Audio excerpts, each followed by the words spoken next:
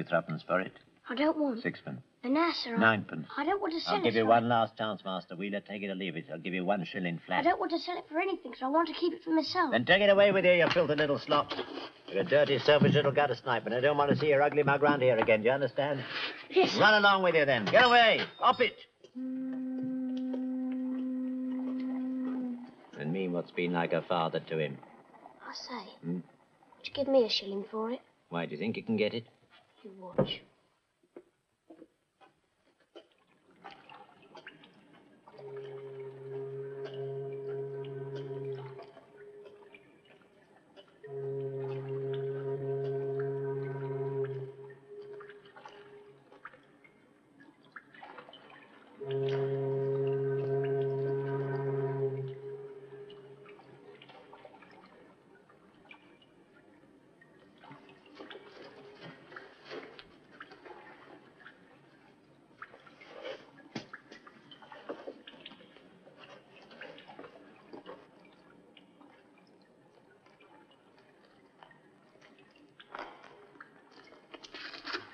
Sleeps around here somewheres.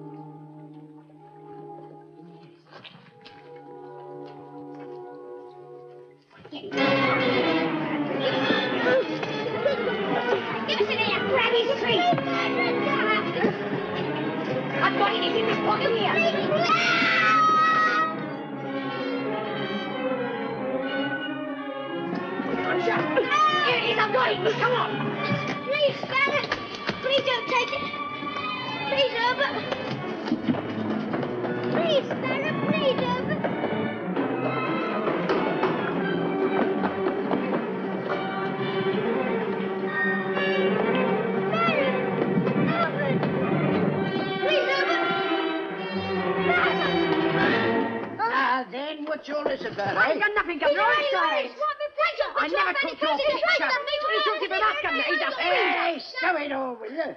I'll chuck a lot of you in the river.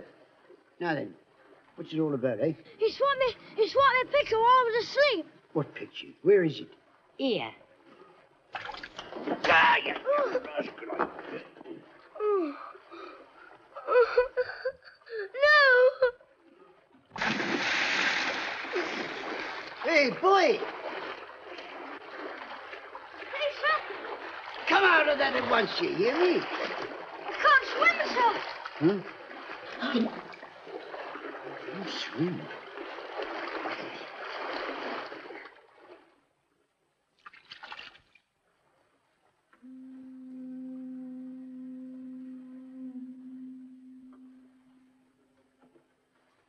You're a strange lad. Do you really think so much of her?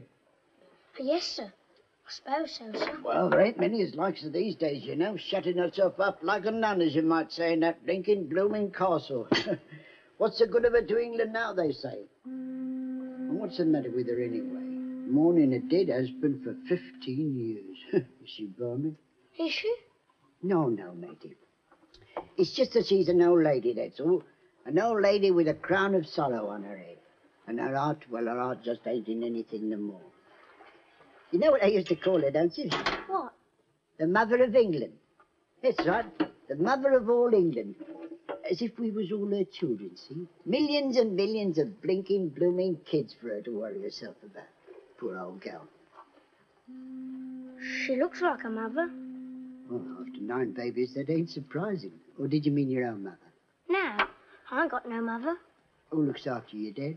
No, I ain't got no dad either. Well, who you got? Nobody. Well, if you ask me, the likes of you's about the first thing she'd worry about. That is, if she's worrying about anything at all anymore. Who is she, sir? Who's who? This lady. Well, her in the picture? Yes, sir. Well, Victoria, of course. Who else do you think we've been talking about? Yes, sir, but who is Victoria? Are you asking me who is Victoria, the queen of your own country? I never heard about her before, sir. Never even heard her name? Not that I can recollect, sir. Strike me dead if I've ever heard the like of that afore in the whole of my life. Did you ever hear of England? Yes, sir. I heard of England. What is it? It's a place, sir. Ain't it? A place where? In London, sir. No, matey, you got it all backwards. London's in England, not England in London. London's just this old city what we're sitting in now. But England, that's the whole blinking blooming place. And that lady, as you call her, she's the queen of the old blasted business. I'm afraid I don't know very much, sir. No, I see that. I'm so busy finding things, that I don't get much time to keep up with what's going on. Can't you read? No, sir. Well, that's who the lady is, see? Yeah, half a minute, matey. If you never heard of Her Majesty, how is it you risked your blinking blooming life in a watery grave for her picture, eh? I liked her face, sir. Her face? Yes, sir. She looks like what you said, sir. A mother. I thought you said you didn't have no mother. I mean anybody's mother. Like mine if I had one. Let's have another look at you. Yeah, maybe you're right, matey. I'd like to see her real. Ain't much chance of that now, matey. Not with her shut up in that blasted castle. What castle is it, sir? Windsor. And you don't know Windsor neither, I'll wager. No, sir. I don't. Well, now, let's see what you do now. So as we can get a start anyway, eh? How about the Thames? You know what that is? Oh, yes, sir, the river. Yeah. That's where I work, in the mud, sir. Yeah, that's right, matey, that's right. Well, Windsor's straight up the Thames, about, 20 mile or more. And right there, sitting on the bank, is this blasted big castle. A castle so old that nobody really knows who started it or when. But the Conqueror lived there once, and so did Richard the Lion-Hearted. King after king and queen after queen, like Henry VIII, George I, and poor old George III when he went potty. All in all, it's a good part of the history of England, is this castle of Windsor. But I must say, I've seen cheerfuler places for a widow to retire to.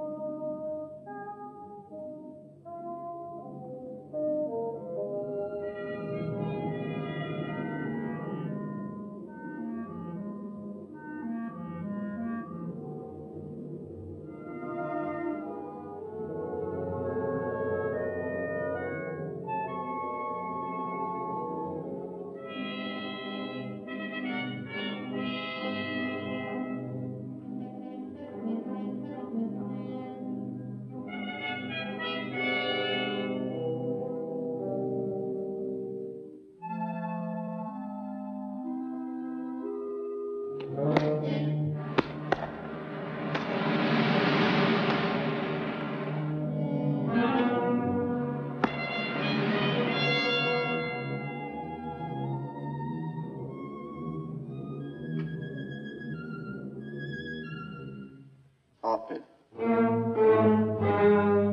You heard him. Orphan.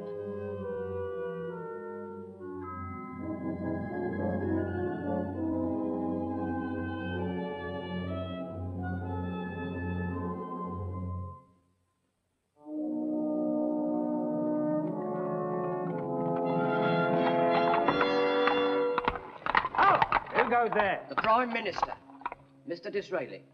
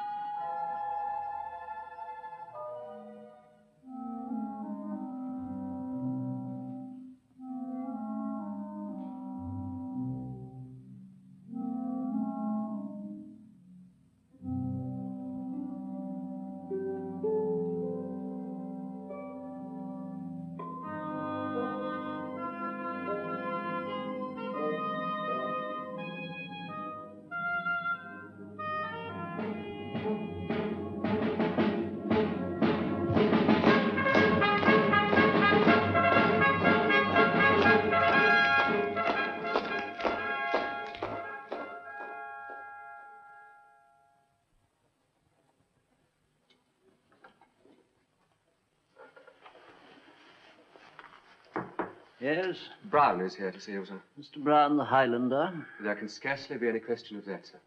I'll be there directly. The Prime Minister will be here directly. Will you be seated? I will not.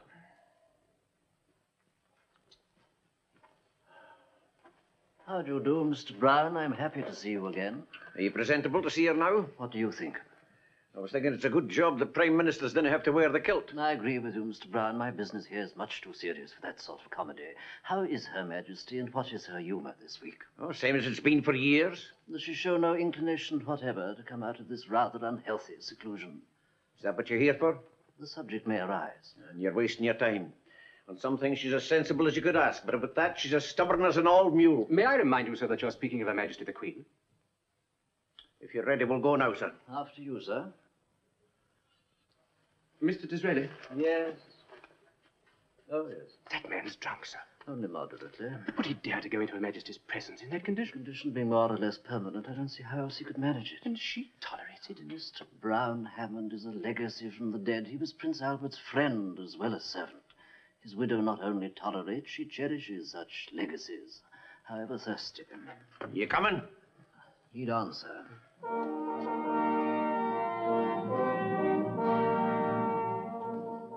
There has never been any practical difficulty in dealing with such cases, and no self-respecting person has ever felt aggrieved because he was debarred from accepting foreign orders.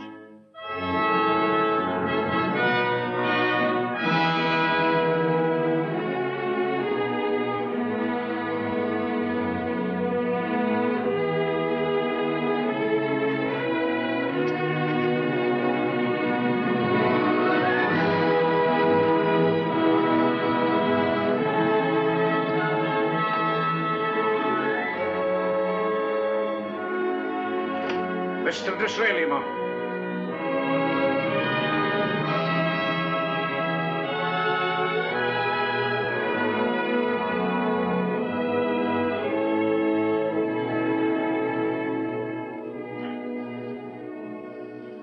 Always so good to see you, Mr. Disraeli. God save our gracious Queen. You've not been quite well, I'm told. No one is quite well, ma'am. How dreadful for you. Braun, a chair for Mr. Disraeli. That's most kind of your Majesty, but for the moment, may I be allowed to stand there and warm myself? But of course. That's how the dear prince used to like to stand. Rising on his toes now and then, toasting himself comfortably. And with what dignity, too. In the smallest details of life, ma'am, His Royal Highness was an example to us all. Everyone came to appreciate him. Finally, didn't they? Well, let us attend to the business first, then we can enjoy the rest of the evening. What is it this time? Business, ma'am? No, no, Mr. Disraeli. I know very well you haven't come all the way down here just to see an old woman. Indeed I haven't, ma'am. I've come to see the most fascinating woman in England in her enchanted tower. But I will admit I did prepare some slight excuse. You are amusing, Mr. Disraeli. You really are. What is the excuse this time? I wish to tell you myself, ma'am, that the disturbances are now all under control and there is no further immediate danger. I can see you're going to be devious again. What disturbances? They begin, I believe, as debates about Your Majesty's regrettably protracted absence from London. Oh, yes, I know. But of late they've taken a more serious turn. There were several thousand in the demonstration before Buckingham Palace the other night after someone had posted a "To Let" sign on the gate. To let? The implication, by your leave, ma'am, was that the tenant had moved out for good. May I pursue the subject further? If you think you must. I do, ma'am. There's no one in the world who has more sympathized with Your Majesty in her sorrow than Your Majesty's true friend and most loyal subject, or been in a better position to understand her need for solitude. But I do believe the time has come for Your Majesty to reflect again on its wisdom. Please be careful, Mr. Disraeli. I intend to be, ma'am, as careful as the circumstances will permit. But there are matters of importance at stake here, and it may be that some boldness will be necessary. For example, the government's reform program, a matter which I know to be very close to Your Majesty's heart. I cannot see the connection between my personal grief and a proposal to better the conditions of the people. If Your Majesty will allow me to trace this connection. The odds against the passage of the programme are now being quoted at 5-1. Such proposals as slum clearance, public housing, educational facilities for the poor are all wise and worthy measures and consequently will be opposed vigorously. The British are a proud and independent people, ma'am, and will not yield to improvement without a stout struggle. I know of but one power in the country capable of turning this almost certain defeat. But I thought I made it quite clear that I approve of these measures. Words won't be enough to win this victory, ma'am, not even yours. I've asked you to be careful, Mr. Disraeli. I'm afraid I must take the risk, ma'am. The truth is the country has discovered a certain inconsistency between Your Majesty's words and Your Majesty's practice. In your words they have found only love and sympathy and understanding. In Your Majesty's long seclusion, I regret to report they can find nothing of the kind. They remember, you see, how pleasantly you once moved about your realm, like a lamp that brightened not only England, but the world itself. In those days, ma'am, you were Britannia in person, giving hope and happiness to your people. You were a holiday in Liverpool and a celebration in Bristol. You were like drums and trumpets wherever you went, and men and women and children clamored to see you pass by in the street. But I'd be lying, ma'am, to pretend that this was so today. Talk of your abdication is common. Republicanism, which used to hide in corners, is now almost fashionable. It's even been argued in the House of Commons. And in the House of Lords, a peer, ma'am, has gone so far as to ask what England is getting in return for the hundreds of thousands of pounds that it pays annually for the royal establishment, now that its ceremonial functions have lapsed. How can they say such things? But I'm so unhappy. So alone. Allow me to contradict you for once, ma'am. You are not alone. Not even near it. You have 30 million friends in England who ask only the opportunity to tell you again, face to face, that they love you. What do you propose? This is an invitation, ma'am, from the governors of the Lambeth Foundling Hospital, begging the honor of Her Majesty's presence at the celebration of its 100th anniversary. The occasion itself is without specific importance, but it would be impossible to exaggerate the good that would come of it should Your Majesty see fit to accept. Yes, this is what I was afraid of. I only ask Your Majesty to consider the circumstances carefully. Why do they insist on such purely ornamental duties?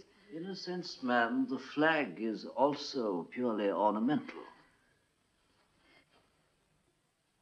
I don't enjoy my unhappiness, Mr. Disraeli. Surely you know that better than anyone else in the world. But what can I do? I'm alone, and often I'm frightened. I admit it. But in here, among things that are familiar to me, or in Balmoral, which he loved even more, I have a certain strength and courage. I get it, I believe, from him, from the memories he's left me. Can you understand that? I can indeed, ma'am. We spent so much of our time in this room, you know. It was his favorite. I can still see him rolling this pen between his fingers as he studied some paper that I must understand inside. He insisted one night that I must read this book that he had enjoyed. We discussed that picture one evening, whether it was a fair likeness of the children or not. He sat in this chair. He read under that lamp. He stirred the fire with that poker. We went into dinner from here, and he held my arm in the hall. We smile at each other across the table because we thought of the same thing at the same time. There's no part of Windsor that hasn't these memories of him for me. And as long as I have them round me, I feel I'm able to go on. But not, I'm afraid, otherwise. Do you see what I mean? I see it very clearly, ma'am. I suppose you will say this is a sad way to live, like a prisoner. And of course it is. But I'm afraid it's the only way left for me.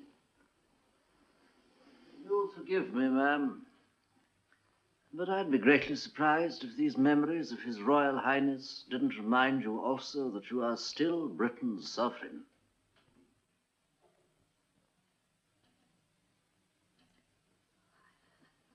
I don't see how I can face it, Mr. Disraeli. I really don't. The very thought of going out again fills me with terror.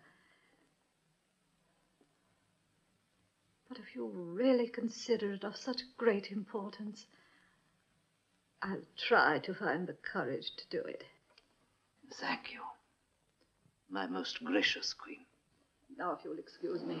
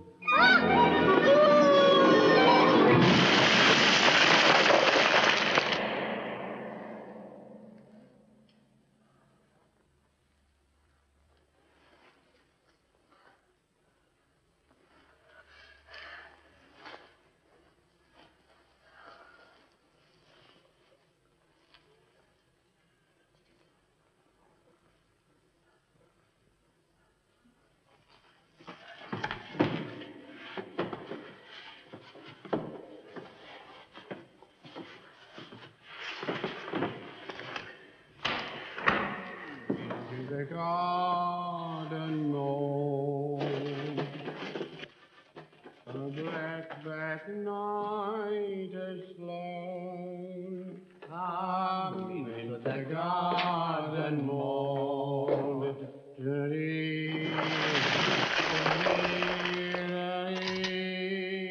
but I'm here at the gate alone.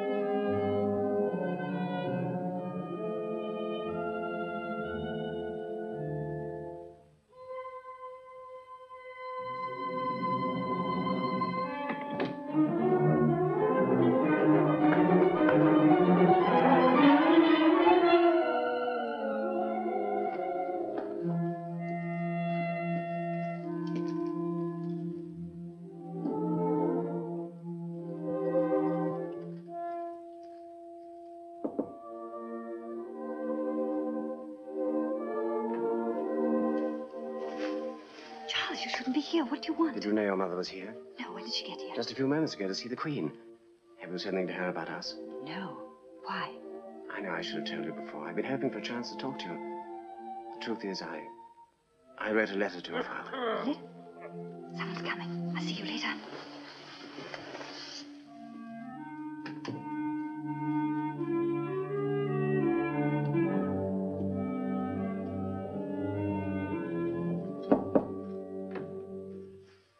Yes? She wants to see you now. This minute? Aye, this very minute.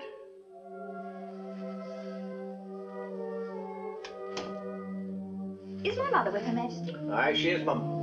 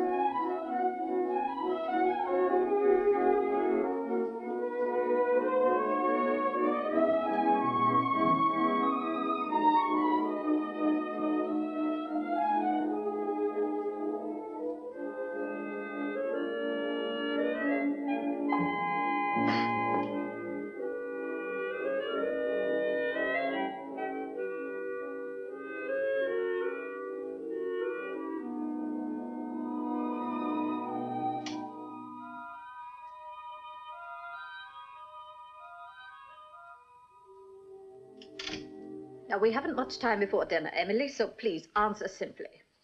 Who is this Lieutenant McHatton? Why, You do know him, don't you? yes, Your Majesty. He's in the guards here. Have you been having rendezvous with him? Oh, no, indeed, ma'am, believe me. We've met, of course, but only under circumstances of the greatest propriety. And we've never discussed any but the most impersonal of subjects. Could you give us an example? Poetry. Well, how interesting. Whose? Mr. Tennyson's. This is perfectly charming, Margaret. Does he quote it for you, too? Yes, ma'am. I've never heard anything so delightful. Guardsman, dear Mr. Tennyson.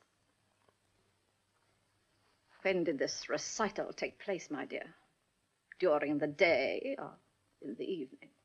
It was in the evening, ma'am, but quite early. Indoors or under the stars? Under the...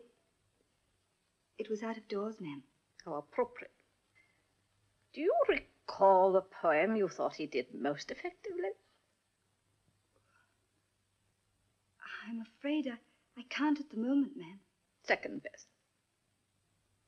Can't remember that either. Third.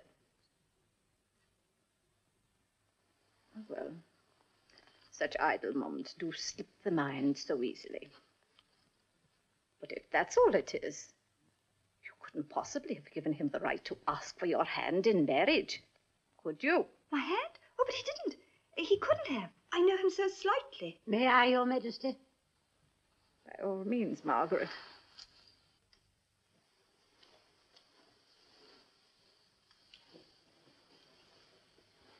Emily, my dear, this is an impossible situation. You're the daughter of a peer.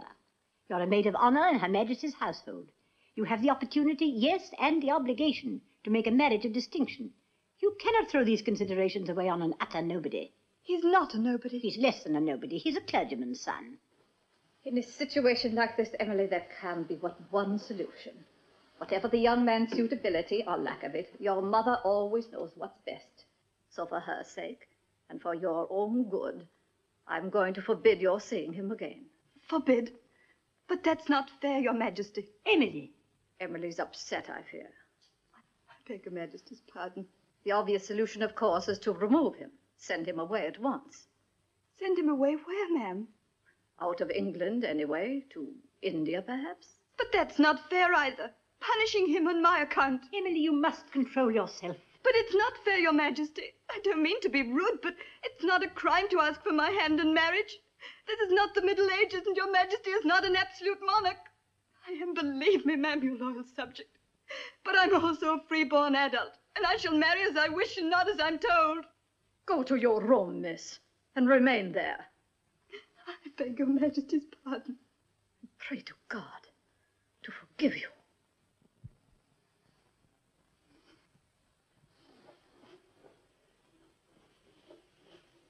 I can't find words, Your Majesty. Please, Margaret. Not for a few minutes yet.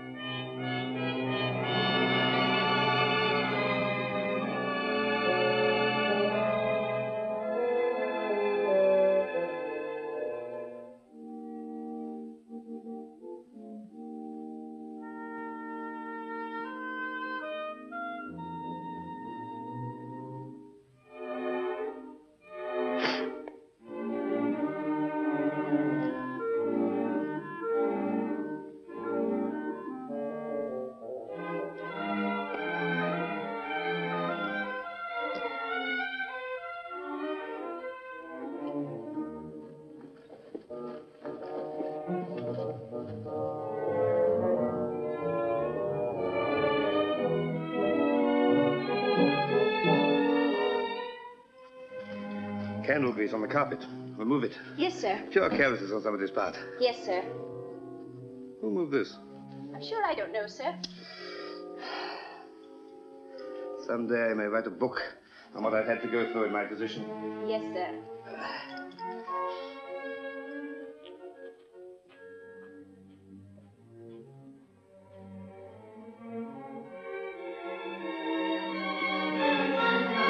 What's she doing here? I ain't doing no harm. Come here.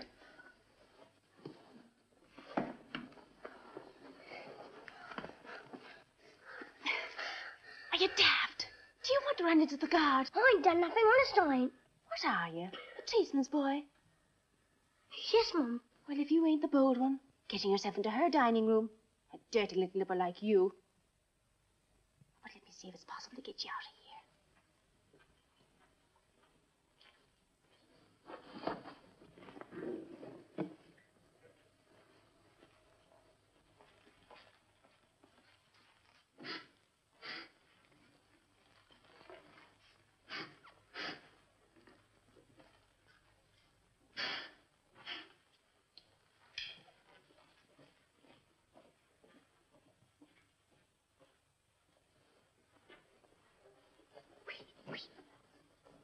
Glasses? Straighten that bowl there. Right. That's all. Off you go.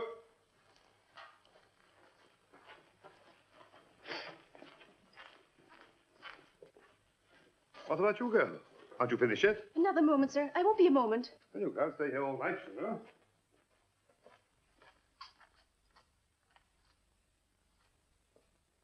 Bloomin' big armor on you.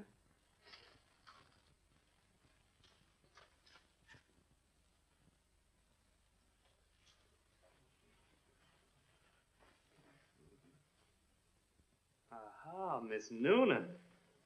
You're advancing.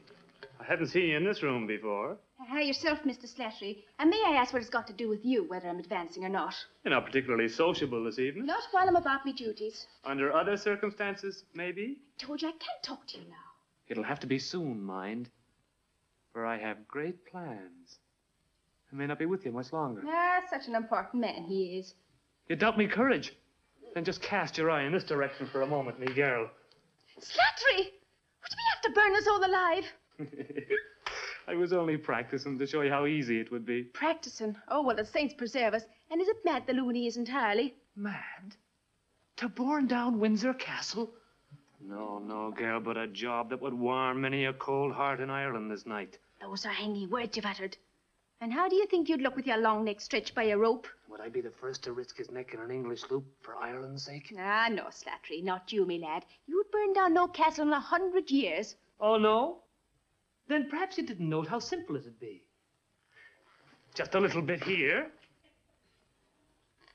And a little bit over here.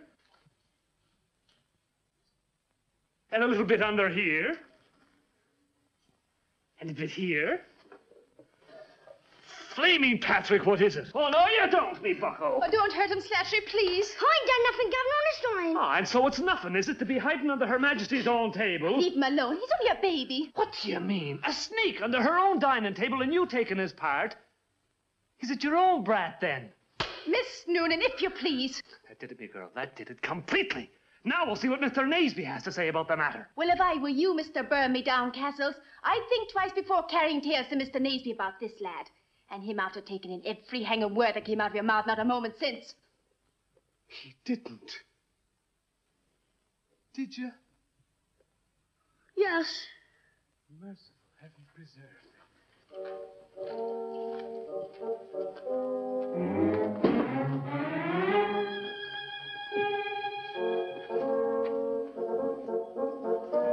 What the deuce are you still doing here? Quickly, out that way. Please, sir. Go along, girl. Go along, girl. They'll be here any second now.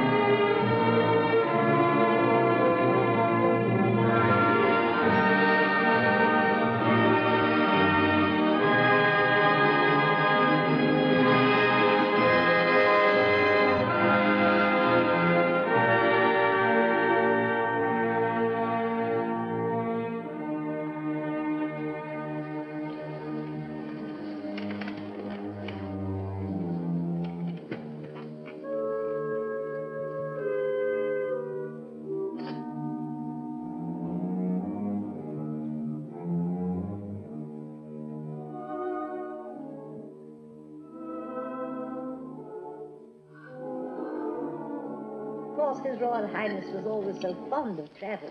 I suppose they were quite right when they described dear Albert as restless, for he did like to get out and see my people, but as much as he loved London, I do believe he came to love the Highlands even more.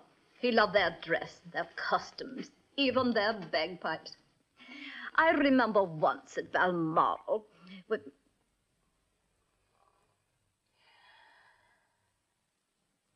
What's troubling you, Mum? I thought I heard a rather odd noise. Did anyone else hear it? No, ma'am. I don't think so. Listen. Oh, it's not but your fancy. Go on with your dinner. It's curious.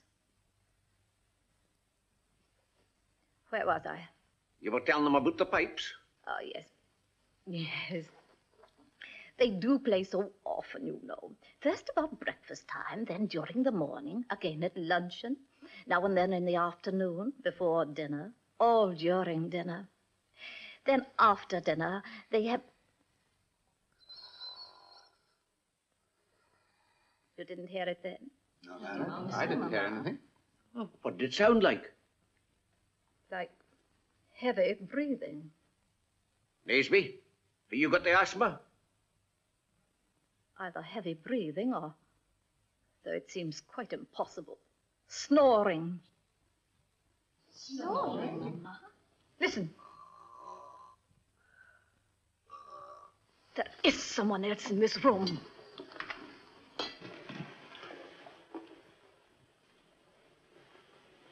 Will you see the ladies out, sir?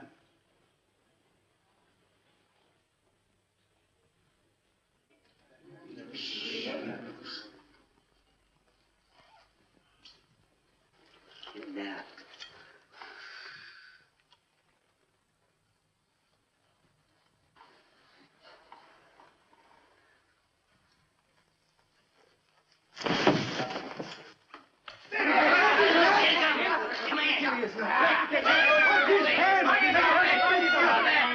I've got him, sir, I've got him. He's only a wee bairn. What's he doing here, boy?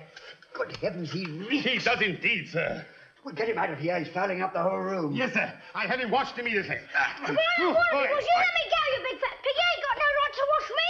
Well, then, Wannabe, was you let me go? I said, you let me Oh, go. shut up, you little Oh, stinkpot. You let me go. I ain't done nothing again. How old?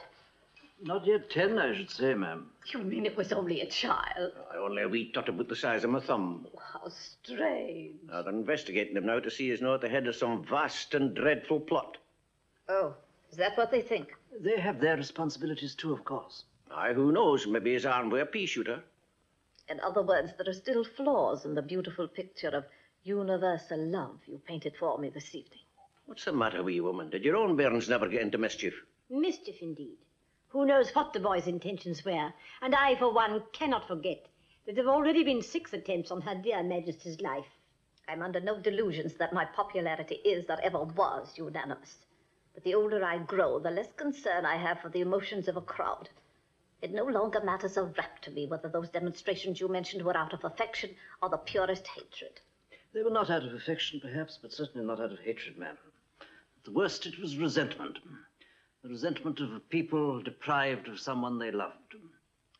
Have you ever found reason to complain of the way I perform my duties, Mr. Disraeli? I haven't, ma'am. Am I neglectful of them in any way whatever? No, ma'am. Do you or any of the other ministers find me difficult to reach when there are matters to be discussed? Never, ma'am. Then I see no serious reason why I should alter my present way of life. I don't believe I understand Your Majesty correctly. Surely you can't mean you'd allow your judgment to be influenced by the antics of a scrubby little gutter snipe. It's no use arguing. My mind is quite made up. I'll support the program any other way you suggest, with letters or statements, but not by opening bazaars or waving at crowds or any other such nonsense. I considered long and carefully before bringing this appeal to Your Majesty, and I decided to do so only when I could think of no other force powerful enough to offer us even a slight hope of success. If I fail to convince Your Majesty of this necessity, the heavy burden of defeat will fall not on us, madam, but on the poorest and weakest of your people. I urge Your Majesty not to lose sight of this harsh consequence. I'm sorry, but I can't think what else there is to be said about it. I shall continue to perform my official duties here, and I shall continue to be at the disposal of the government within these walls. That will be the way for the rest of my life. And if this arrangement should ever prove unsatisfactory to the people of Britain, I assure you, sir, I'll not for 1 second stand in the way of a successor. Now, if you'll forgive me, I think I'll retire. Oh, this clatter about a wee bit of a laddie. Oh, bother your wee bit of a laddie. I'm not concerned about him. I'm thinking of myself. Good night. Good night, Your Majesty. I trust you will sleep well. I do believe I will, in spite of everything. I find I feel rather better than I should have expected after such an evening. The tea, probably. It was unusually good this evening, Brown. The best, I believe, I've ever tasted. So it should have been, Mum. There's a good half muchkin of whiskey in it.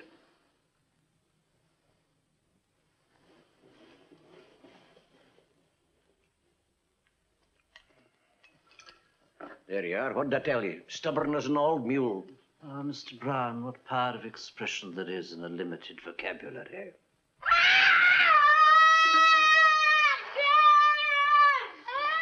The face, Tompkins. Yes, sir. Hopkins. Yes, sir. The disinfectant. Yes, sir. Be careful,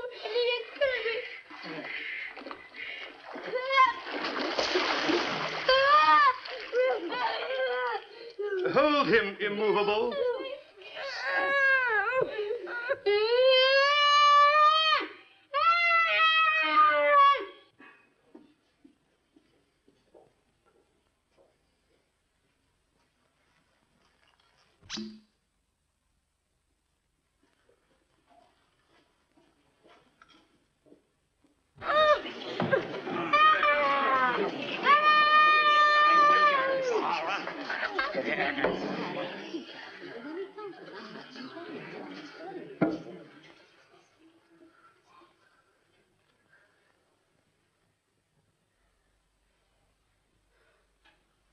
Now then, you dirty little beggar. What are you doing in this castle? Nothing, Governor, honest I ain't. I just wanted to Don't lie to me, boy. Don't even try to lie to me. Honest, Governor, you can ask the man. He'll tell you I weren't doing nothing. What man? The man what's going to burn down Windsor Castle. Burn down the castle? On me dying oath, Governor. What man's going to burn down the castle? I don't know his name, Governor. What poppycock is this, you lying little gutter rat? Sorry, sir. If you don't tell the truth, boy, I'll have you flogged within an inch of your life. Naseby, you're a sumph. I beg your pardon? I said you're a sumph. Now, would you kindly move to one side? Just a moment, Mr. Brown. Boy, you smell like a hospital. You have no authority whatsoever in this part of the castle. You're a sumph, I'm telling you. How can you get anything out of this lad and him scared half out of his wits? Now then, you listen to me, you young skellum. How would you like to be hanged? Please, sir. I don't want to be hanged. Then shut up. Yes, sir. What do you mean, sumph? Now then, some man sent you into this castle. Some man bent on mischief. Who was it, your father? I ain't got him. And who brought you here? Nobody. I walked. From London? Yes, sir. Who smuggled you into the castle? I sneaked in. Oh, you sneaked in, did you? And who put you up to it, eh? Who put you up to it? I sneaked in and then I fall down an hole. You fall down what hole? I don't know, sir. Dang it, will you stop your snivelling? But you'd frighten the daylights out of a bear with your wild roaring. Mind your place, girl. But look at him for yourself. Can't you see he's half dead with starvation? Hold your tongue. He doesn't look hungry at that. What kind of a man are you, anyway? Even in prison, they give a man his belly full before they hang him. Are you going to do less for this lad? Away and get him something to eat. Come on. Now, sit in there. Or perhaps you'd sooner explain the situation to the officer of the guard. Away with you, man. You're bothering me. Here you are, sir. There you are, laddie. Help yourself. Go on, eat it. Hey, bide a wee, son. They don't even do that way in the Highlands. Huh. What's the matter with your fork? You never seen a fork before? Here, look here. See? Like that. Now you try it yourself.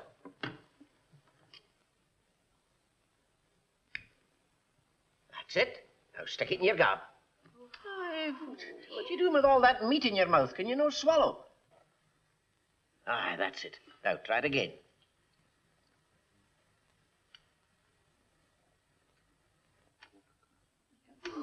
No, it's no a fish you're gaffing with your tongue. Keep your tongue entirely out of the road until you get the stuff in your mouth. Now, look, I'll show you once again. Now, watch me well.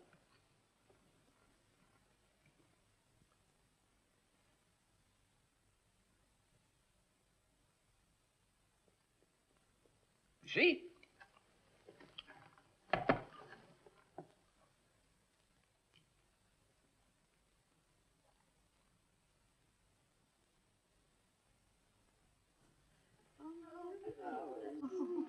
Sit. Ah, all you need now is a wee bit of practice, and you'll be as good at it as a belted earl. Now, go on, now, try it again.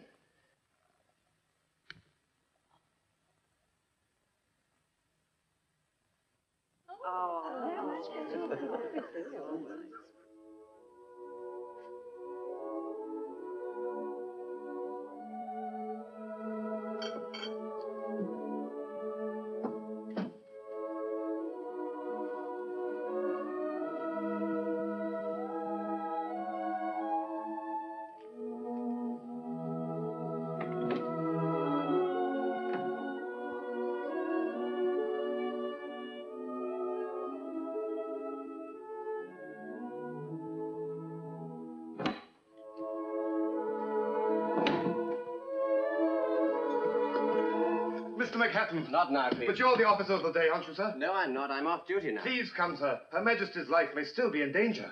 In danger? Yes, sir. We have the assassin in the servants' hall now. Good heavens, man, lead on. Yes, sir.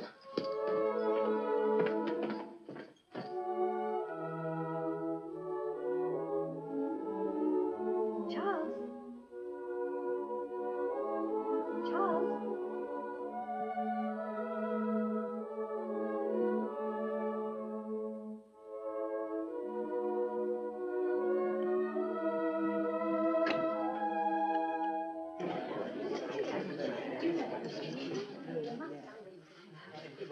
Well, where is he? Where is he, woman? We took him away, sir. Took him where? Oh, I don't know, sir. I asked him, but he gave me such an old-fashioned look, I didn't like to question the matter further, sir. What the deuce is this? Who took him away? The gilly, sir, John Brown. He's been most officious throughout the entire affair, sir. Why should he take him away? He has no more authority here than any other servant. Possibly not, but... Well, go and find him, man. Don't just stand there blabbering. If we lose a little beggar, the fat will be in the fire. But I scarcely know how to... Look, you have troops here. Send them out to look for him.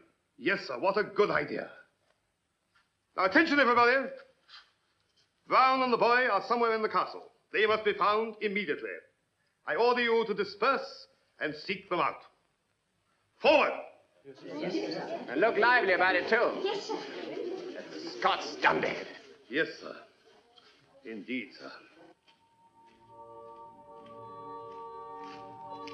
But there's someone's about here, sir. I was beginning to believe you, laddie, but you're lying now. I know this yard like the back of my hand, and there's nothing like a hole in it. Honest, sir. Mr. Brown, sir.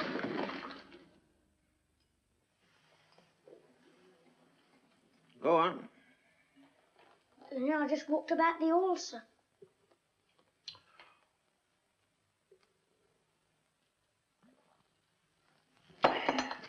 Go on, I'm listening. And in that so long I fall asleep. Where's that picture? Yes, sir. Aye, that's her, all right. And here's mine. Note the writing in her own hand. To our loyal good servant and friend, John Brown, Victoria R. Done 15 years ago at Osborne and given to me by herself personally. I suppose if I hadn't fallen asleep, I'd have seen her too. Oh, maybe it's not too late yet, laddie. What do you mean, sir? Just wait. I'll see what sort of a mood I'll be in presently.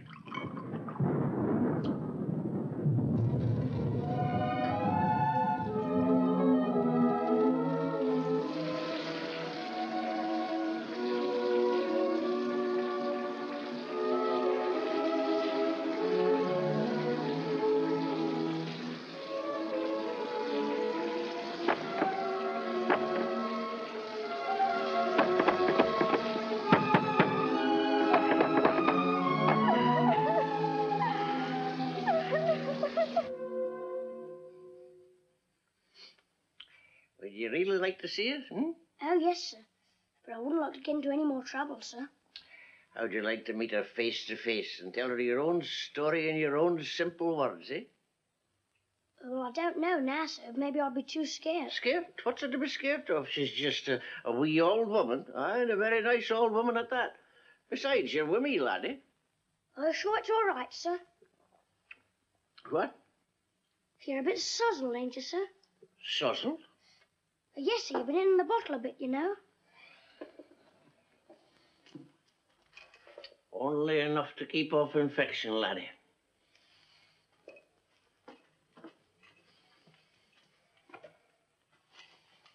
Come on. She'll be most happy to see us.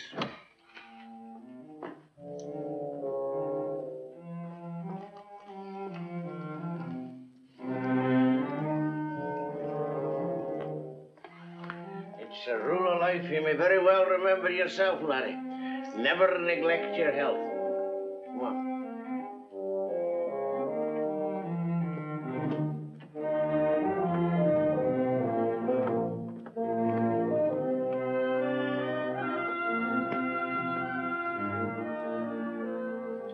No, laddie. There's not a question of state that she decides without consulting me first.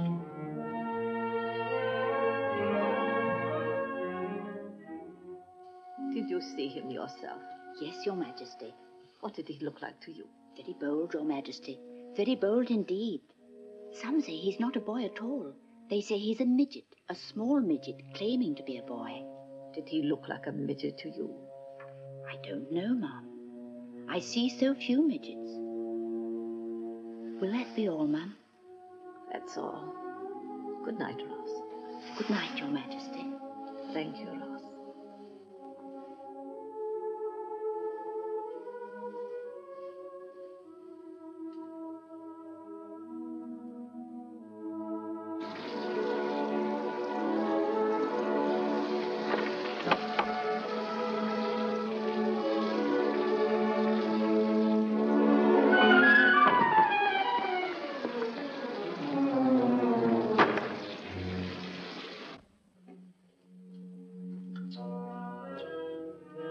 It's a grand castle, laddie. Would you like to see a bit more before we wake her up? I think it's safe, sir. I have it, laddie. What, sir? We'll have a look at the throne first, eh? Come on.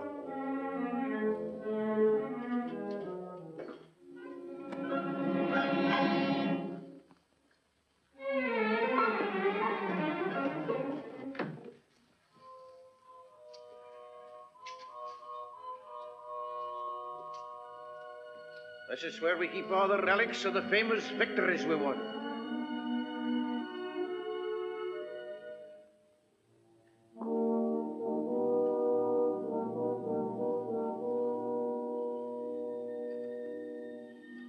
This is where kings and emperors and the nabobs of India wait till we're ready to see them.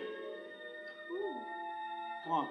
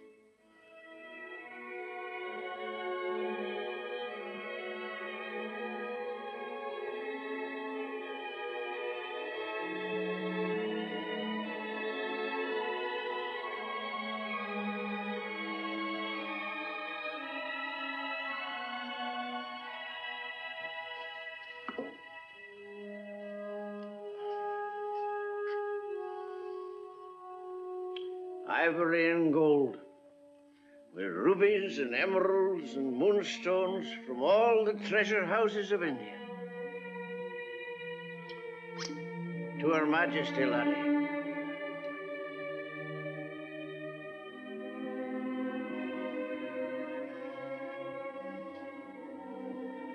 What's in your mind, laddie? Sir? Would you like to sit on it?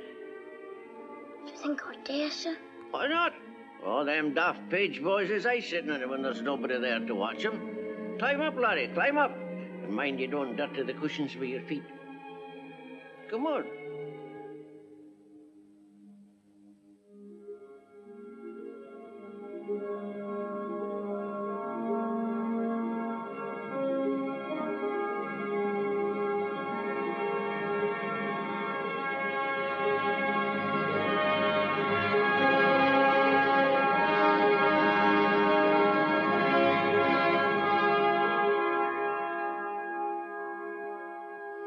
How is it, laddie?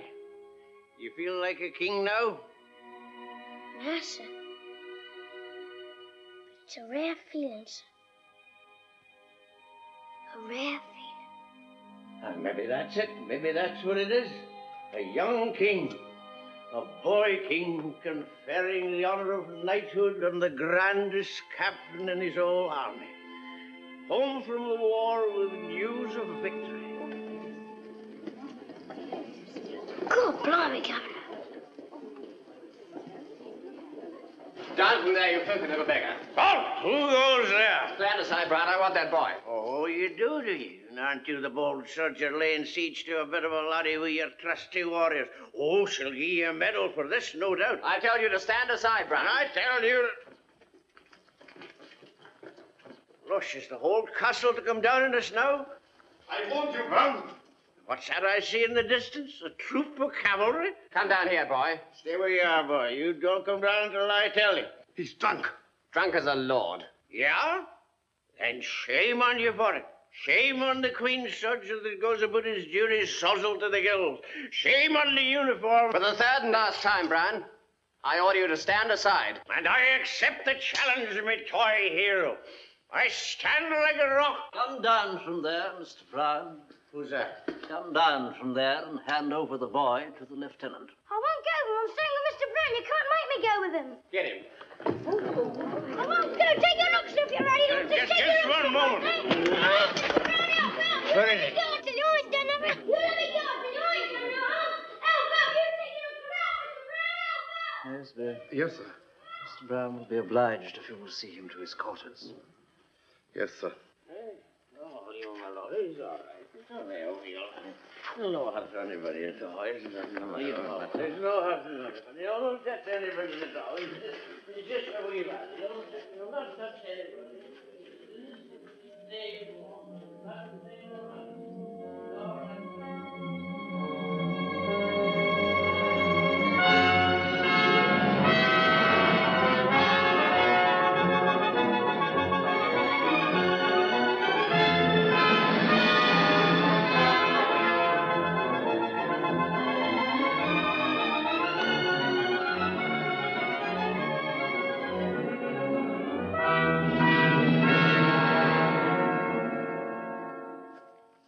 Times report is, of course, more restrained than the others. Who told them all that nonsense? It's difficult to say where they got some of it, ma'am. Where is the boy now? The police removed him to London last night, ma'am. And Brown? Brown was reported to be somewhat seedy this morning, ma'am. Has Mr. Disraeli gone yet? No, ma'am, he's waiting now to see Your Majesty. Ask him to come in. Yes, Your Majesty.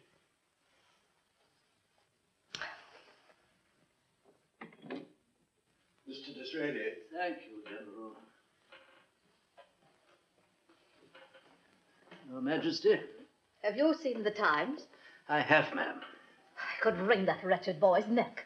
As I have already suggested, ma'am, I believe you're taking this incident much too seriously. I won't argue the point. But if this case isn't handled with the greatest care, I see in it nothing but the most foolish embarrassment for everyone.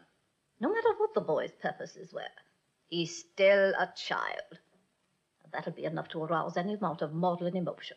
As soon as I reach London, ma'am, I shall issue a brief statement of the facts that will at least put an end to these absurd rumors. That's exactly what you mustn't do. There could be no surer way of giving it importance than for a member of the government to recognize it in any way, shape, or form. The thing to be done is to get it over as quickly as possible. And no comment. But if the question is raised officially, ma'am, say in the Commons, as well it might be in such an atmosphere of mystery, does Your Majesty intend I shall still be bound by this discussion? I can't think what's happened to you, Mr. Disraeli. I've never known you to be so contentious. Won't you be guided just this once by my wishes? Thank you. Is there anything else? I had hoped that after a night's reflection, Your Majesty might be prepared to reconsider... Oh, yes, yes. Would you be good enough to express my regrets to the hospital gentlemen? Yes, Your Majesty. I hope you have a very pleasant journey home. Thank you, Your Majesty.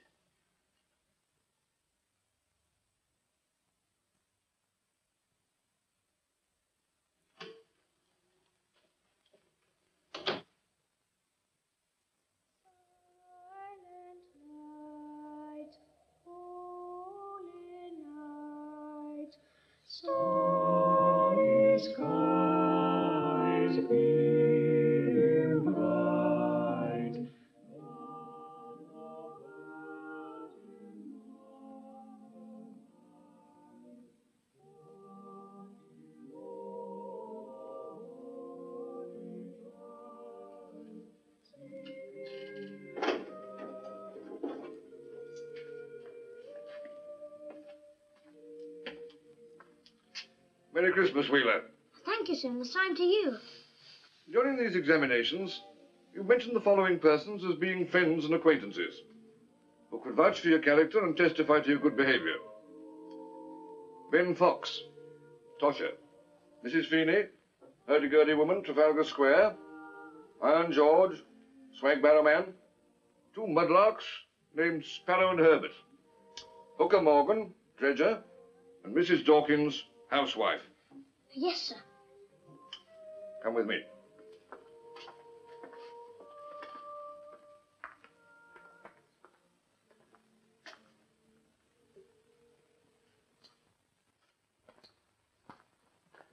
Your friends and business associates, I believe.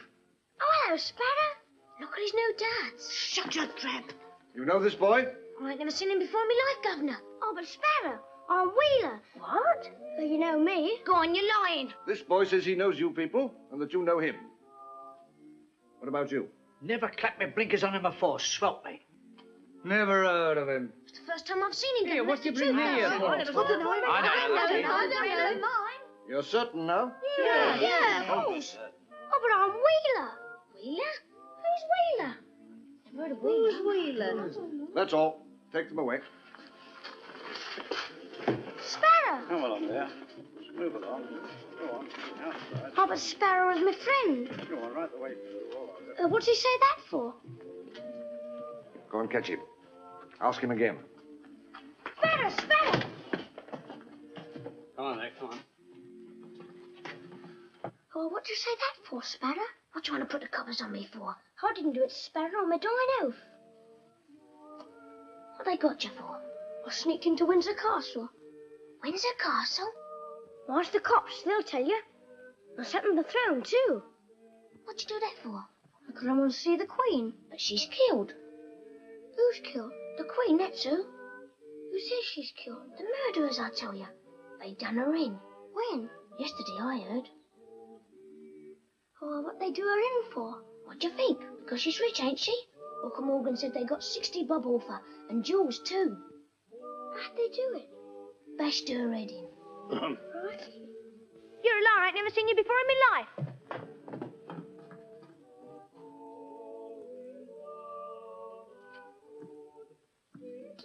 I'm not a friend. Do you want to tell me the truth now?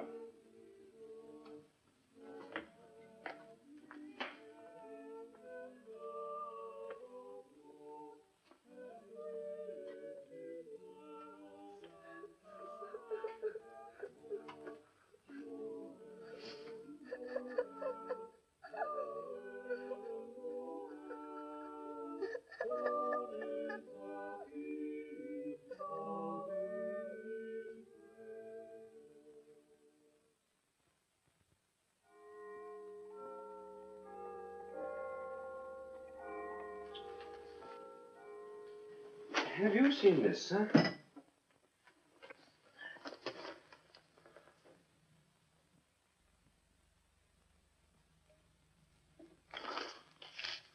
Such rot.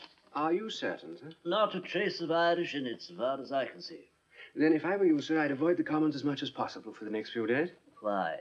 If they're innocent, the Irish members are bound to bring it up, sir, and demand an explanation from the government. They should, of course. Can't fail, sir. There's too much feeling about it, too much speculation in the press. The moment you set foot in the house, they'll be after you like terriers. Oh, dear, dear, dear. If only Her Majesty hadn't been quite so... Oh. What is it, sir? Poor, weak old Dizzy, so loyal, so conscientious, so devious. You have an idea, sir?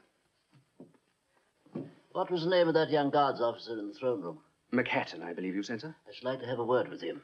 Do you think you can arrange it? I'll see to it myself, sir.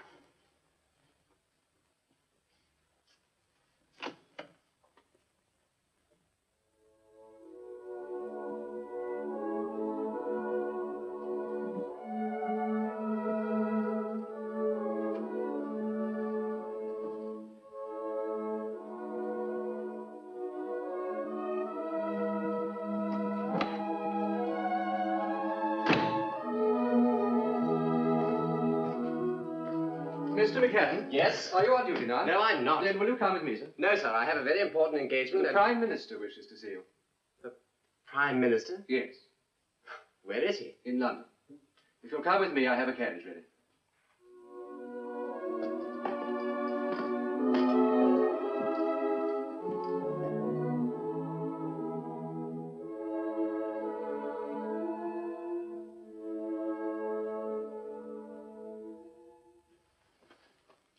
Won't you sit down? No, thank you, sir.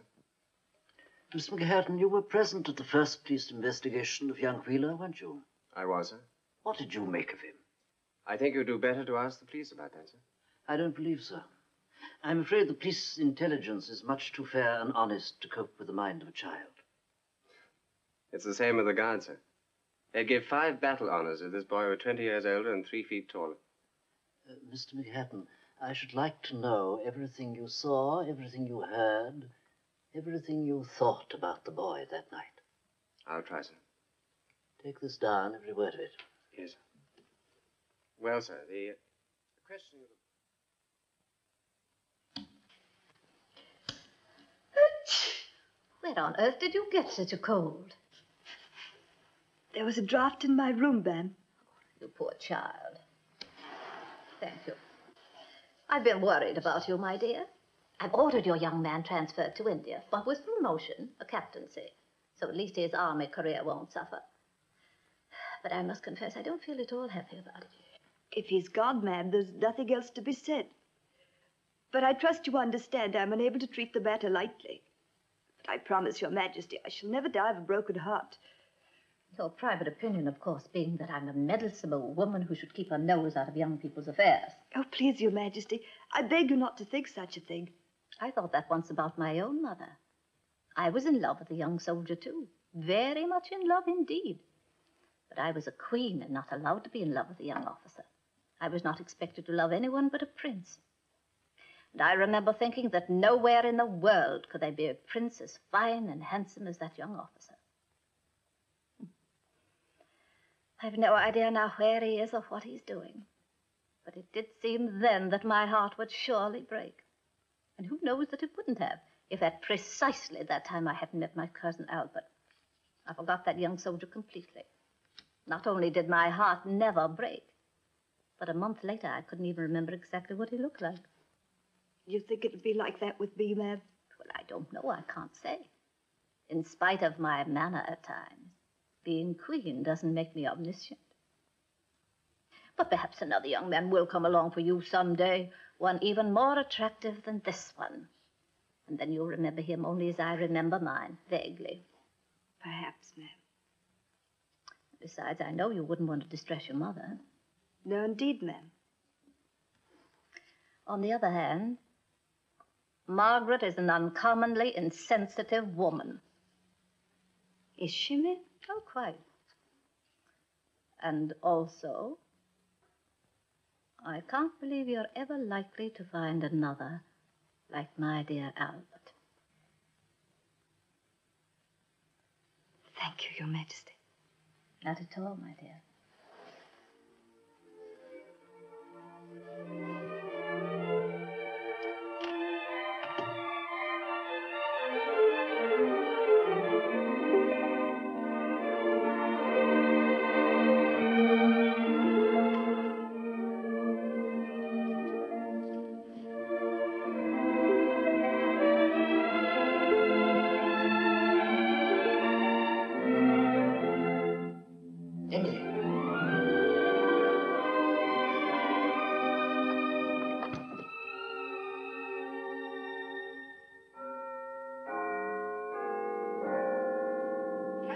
Be disastrous to the economy of this country. Mr. Du Bois. Mr. Speaker, the honourable member's concern for the economic welfare of England reminds me that I would like to express the regret of the people of Ireland. Order, order. The regret of the people of Ireland for the distress suffered by Her Majesty the English Queen in the case of the boy Wheeler as reported in the public press. But it has come to my almost incredulous ears that certain rogues, vagabonds, and scoundrels have circulated a report that this same boy Wheeler was in the pay of Irishmen whose purpose was the murder of the lady. Therefore, I call upon the Queen's First Minister to put this case in all its truth before the House, and furthermore to stipulate that no Irishman had anything to do with it in any way whatever. The honourable member for West Dublin is out of order. The question raised is irrelevant to the subject under debate, which is the domestic policy as proposed by the government's recommendations. With all due deference to your ruling, Mr. Speaker, I venture to submit that the truth in the Wheeler case is so bound up with the government's proposals that it would hardly be changing the subject to discuss it. So, if the honourable members wish, and with the Speaker's permission... Mr. Disraeli. First, Her Majesty's government deprecates any suspicion of an Irish conspiracy against Her Majesty. No grounds have been uncovered for any such assumption. In fact, so far as can be ascertained, Wheeler was quite alone in his actions, and alone must bear the entire censure and punishment. The House of Commons may be a strange place to discuss the conduct of a mudlark, but it is perhaps the best of all places to examine certain aspects of this particular mudlark's conduct. For here they are placed not only before the honourable members, but also before the entire nation. Now, I confess I'm as puzzled as anyone by some of the mystery of young Wheeler. How, for one thing, did this child escape us? How did he manage to reach the age of 10 in the face of all that we did to prevent it? I ask you to think how hard society tried to kill him. It laid an ambush for him at his birth, surrounding his cradle with rats and vermin. It sent off gases from foul drains to pollute the air he breathed. It tried to poison his mother's milk through her drinking water, but only succeeded in poisoning his mother. She died of typhus before he could walk, according to the police investigation. And as there's no record of a father, his government was spared the necessity of a second murder in the same family. So now that he was an orphan, alone, defenseless, and entirely at the mercy of his country, it went further. It attacked his spirit and his soul. It taught him nothing. It withheld the word of God from him. And in the end, it sent him into the Thames to be a mudlark, barefoot and clothed in the merest rags, subject daily to cold and damp and fever. And in the warrens and lanes of the waterfront, it exposed him to the worst influences of immorality and evil, and, most final of all, it denied him hope. Now, as a result of this indifference and cruelty, there seems to have developed in this small boy an unnatural attitude toward England. Unnatural because, in spite of all that it has done to him, he seems to love it. So one day he raised his head from the river and looked about him and walked out of the mud and went to see his queen. Someone had told him Her Majesty was the mother of England. We've all heard this expression, and of course we do not take it literally. But this unenlightened little orphan did. But where could he see her? Passing through the streets of London, as once she showed herself to her people. In the Green Park, where older boys could just remember having seen her. In any public place whatever, where once her loyal subjects gathered to shout their respect and affection for their sovereign. No longer. Never now in many empty years. So he must go where her grief keeps her. Now, Windsor's walls are high, but they were no barrier to Wheeler. Her Majesty's foot guard, I'm told, are the finest soldiers in England, but he passed them as though they'd not been there. So one evening he arrived, trailing mud into the throne room itself, and only by the merest, the most touching of mischances did he fail of his ultimate goal. At the very moment of triumph, the child fell asleep. Other questions remain that you may answer for yourselves. For example, has this small Briton been brought to our consideration for himself alone, or for the consideration of all British children who are as he is. There's a singularly rough and robust doctrine held by some in this house. Though the country is overpopulated in relation to its food supply, a correction of the unfortunate situation may be safely left to the law of the survival of the fittest, though, if you'll pardon me, I've never heard overpopulation complained of in time of war. I can't remember having heard, for instance, that there were too many Britons at Waterloo. But this, I have no doubt, is a comforting doctrine, by which those who hold it may sleep well at night, secure in the knowledge that a natural law of the jungle will presently simplify their problems in arithmetic. But under this doctrine, Wheeler shouldn't even be alive, much less sitting on the throne of England. Is there then a flaw in this concept? And has Wheeler the right to be alive, in open defiance of a patriotic obligation to be dead? Has he no consideration for the mathematicians whose calculations may be muddled and confused by his stubborn failure to expire according to plan? For myself, of course, I prefer another solution based on the sensible Englishman's concern for his animals. We see the results of it all round our countryside. And our dogs, our cattle, our sheep, our horses. It's unfortunate, in fact, that Wheeler isn't a horse. But when it comes to horses, Britons and sportsmen would never permit such outrageous handicapping. And do we go too far, then, in proposing to apply the principles of this art to human beings? Are we rash to the point of madness to try to equalize the conditions of the struggle for existence? But the House must not suppose that I rose here to defend Wheeler. There are, however, those of us who believe that the true wealth of Britain is British character. And by drawing attention to certain evidences of that character, as they seem to shine through the deed that Wheeler has done, I have sought only to advance the cause of British children, among whom Wheeler is but a halfpenny bit of our great capital investment in the future. Nothing I have said can alter the fact that Wheeler has broken the law and must be punished. Nor must it be supposed that the government commends him to his country's mercy. Indeed, were I defending him, I could not have said any of this. In his defense, I would have been reduced to one single argument: that if in this case a conspiracy existed as is charged, then that conspiracy was not against the Queen, but against the boy. And I should not have appealed to his country for mercy, but for justice.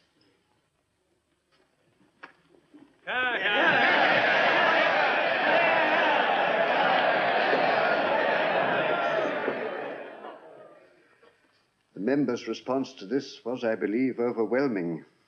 Inform Mr. Disraeli that I should like to see him at his very earliest convenience. Yes, Your Majesty.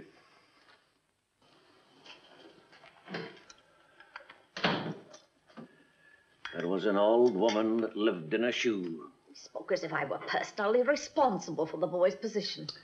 They're all your children, are they not? You forget yourself at times, Brown. That's a small thing to forget, Mum, when you think of all the wee yins that nobody ever remembers.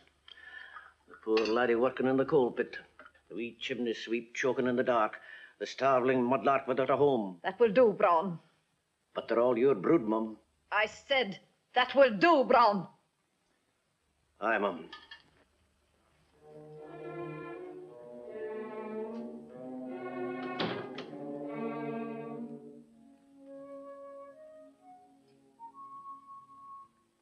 Well, Master Wheeler,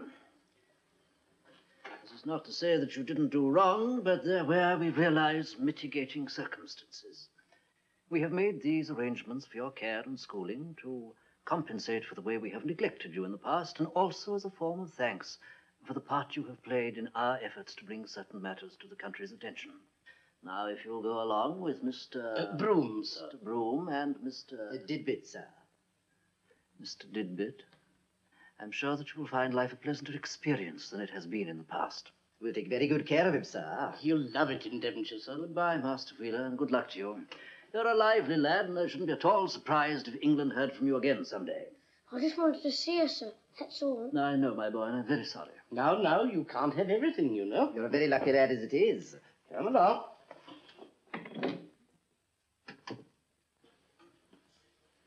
It's come, sir. From Windsor? Yes, sir. Her Majesty wishes to see you immediately.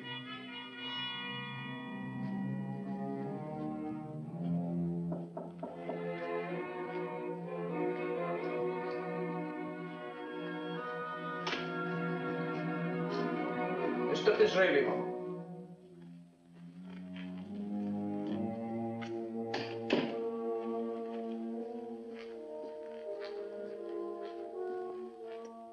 Most gracious sovereign. I can't tell you how displeased I am with you, Mr. Disraeli. Without even waiting for an explanation. Oh, I'm sure you've come prepared with every conceivable explanation and apology. But the fact remains that you've deliberately administered a public rebuke to the Queen. I beg your pardon, ma'am. It may have been a reproach, but it was not a rebuke. Nor must you forget, ma'am, that I spoke for a people with a right to cry out for their Queen. When children beg for their mother, is that a rebuke? When they know she's ill and they complain to strangers, it's worse than a rebuke. It's disloyalty. But first, sir, have you no recollection that I forbade any mention of this case by the government? To that extent, ma'am, I plead guilty. But the opportunity to strike a blow for the programme was more than I could resist. I had hoped your Majesty would find some justification for this disobedience in the effect of my remarks on the members of the House. Is that all that counts with you, Mr. Disraeli? Another success? Another victory? Unless my recollection is even more imperfect than your Majesty implies, your Majesty asked for a programme of national reform, not for a dignified failure. I ask for nothing at the price of public embarrassment and humiliation. Not 1 week ago, I took you into my deepest confidence. I laid my most secret fears and feelings before you, holding back nothing. You would dream you would use them in a public statement, and a violation so callous and painful I can still hardly believe it. I cannot imagine a more unfortunate misinterpretation of my every word and thought. But what else was there to understand? When you rose before the whole country and used my grief as coldly and deliberately as you were using that boy's poverty and wretchedness. To win sympathy for him, which you happened to need at the moment, you pointed out to all England my solitude and retreat and offered them as excuse for whatever he may have done. You not only justified him, you did it at my expense. Whatever you intended to say, Mr. Disraeli, that's what you did say. I'll not even try to answer that, ma'am.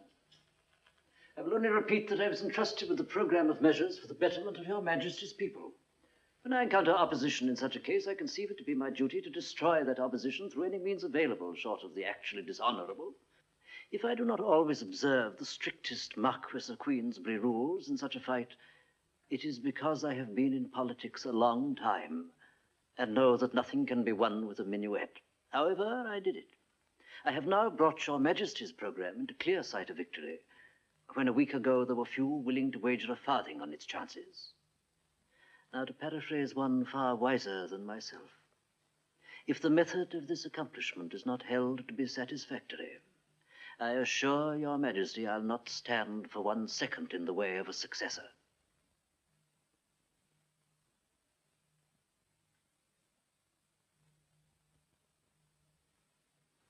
I was not prepared for such an ultimatum. But of course, if you find our principles of loyalty too greatly in conflict, I don't see how you can avoid considering such a decision. That's no the decision to be made, Mum. Please, Braun. Your man's dead, Mum. Dead and in his grave this 15 years. The boy's alive. That's the decision that's to be made. Not by him, but by you. Who are you to serve? The living or the dead? Leave the room, Braun. Not yet, Mum. I knew your man well, and he wouldn't like it, I tell you. Think how he worked for the living. They weren't even his. They were yours. But they were never out of his mind for 1 moment. He knew who needed help. You're an ignorant man, Braun. You don't know what you're talking about. Remember the dead in your heart, Mum. But keep your hand and your smile for the bairns that are living and begging for their mother. I can't. They don't like me. That's no the point, Mum. It doesn't matter whether they like you or no. You're a queen woman. And there's only one rule for a queen to remember. One question from the second book of Kings. Is it well with the child? You're still Britannia, Mum, and they're all your brood.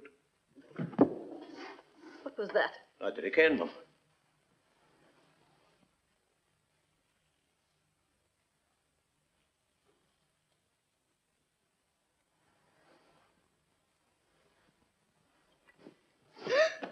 Wheeler!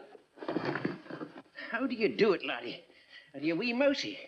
The same one again? For once, ma'am, I'm completely at a loss. Take him out of here at once. Oh, now, by the way, Mum. Take him away, I tell you. But can you not see he's only a harmless wee tot? I don't care how harmless he is. Take him away from me. Very well, Mum.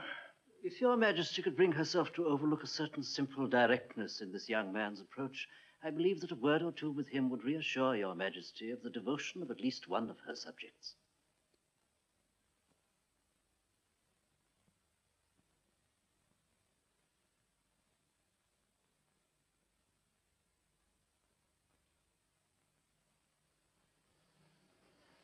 Bring him here.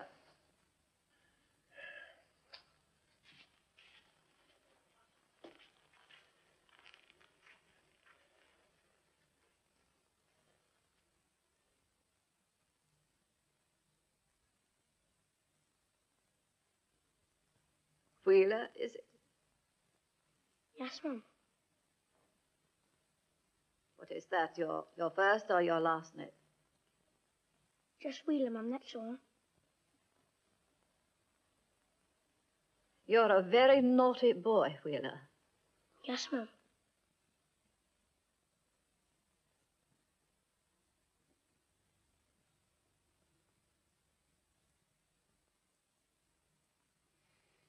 Now she looks like her picture. What was that? Like your picture, Mum. You got it on you? May I see it? Go on, get her. She'll get you back. May I ask where Mr. Broom and Mr. What's-his-name are? Hunting for me in Paddington Station, sir. Where did you get this? It's mine. I found it. You got it off a sailor, Mum, but it's all right. The man was dead. Oh, really? Master Wheeler's an orphan, ma'am. It seems that he found in your Majesty's countenance a comfort and a pleasure that were otherwise denied him in life. Aye, he's got nobody, Mum. Nobody but himself alone. I'm very sorry, Wheeler. Oh, that's all right, Mum. You don't have to worry yourself about it. You've caused us a great deal of trouble, you know. I didn't mean no harm, Mum. Why did you do it? I don't know, Mum. Now, Wheeler, why did you do it? I just wanted to see you, Mum.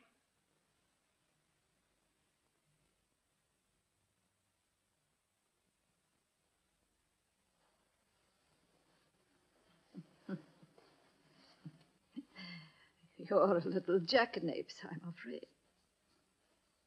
But in a brood as large as mine, I suppose that's only to be expected now and then. I'm sorry, Mum. Oh, that's all right. I'm not cross with you now.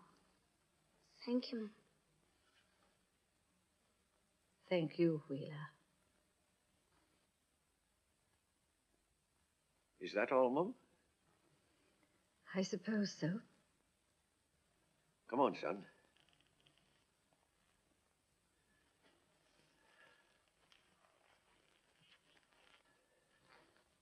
What do you think they'll do to me this time? Brown, Yes, Mum? take care of him. I will that, Mum. Why, Mum? Goodbye, Wheeler.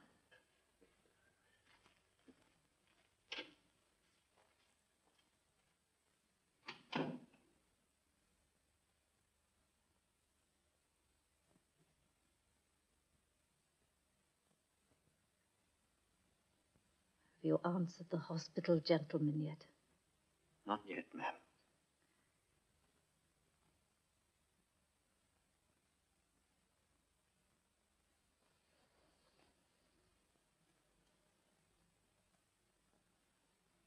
Most understanding of all sovereigns.